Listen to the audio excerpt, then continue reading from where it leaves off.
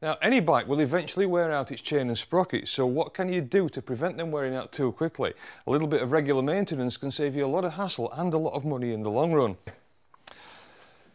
Now, the first thing I'm going to do on this side of the bike is slacken off the rear wheel spindle nut here. I've got a socket on there. If I pop that on there, this could be quite tight, but there we go, that's now starting to come loose. Now I need to move around to the other side and have a look at the chain itself.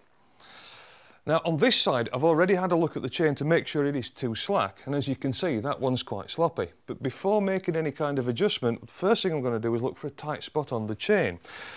You'll find that any chain doesn't wear evenly, and it's most important to set the tension with the chain at its tightest point. If in doubt, the chain needs to be slack rather than tight.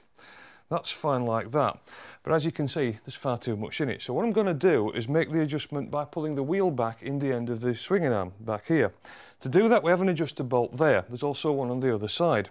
If I put the spanner on that and just slacken that lock nut off like that, what I can do now is tighten this bolt up.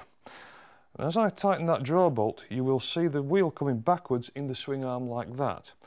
Now it's most important to keep everything in alignment, that I make the same adjustment on both sides, and that's why we have these reference marks here.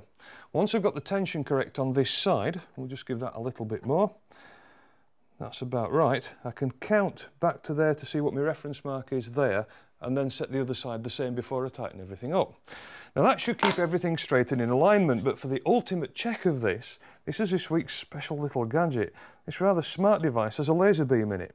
If I pop that on the sprocket, you should be able to see down there that little laser beam light that I can now run along the chain. And if the chain runs straight, that laser beam will line up to it.